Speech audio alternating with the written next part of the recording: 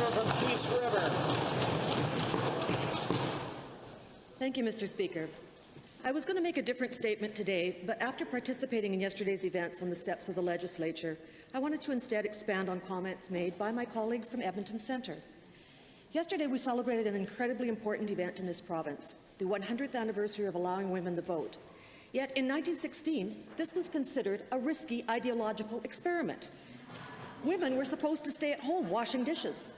Women were supposed to stay home and bake pies for their menfolk. Women had no rights unless they were granted those by their husbands or fathers.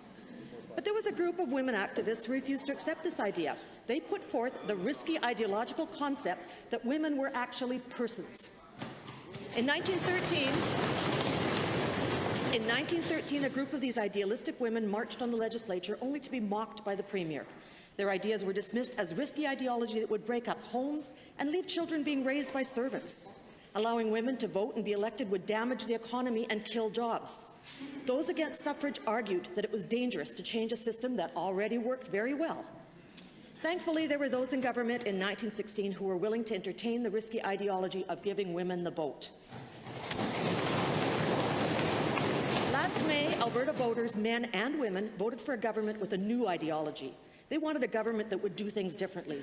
You know, I've heard that the definition of insanity is doing the same thing over and over again and hoping for a different result. We're not going to do that. We're not going to turn the clock back and repeat past mistakes. We're not going to slash and burn and blow up hospitals. Instead, we're going to invest in the province and its people, rebuild and diversify the economy. We're going to promote social justice and an inclusive environment for all. And we're going to continue to advance equality for women. I'm proud to be part of a government that is willing to engage in what those in the opposition want to call risky ideological experiments. Progress is impossible without change, and all change involves an element of risk. Unless we're willing to embrace change and do things differently, we will be unable to grow and prosper as a province.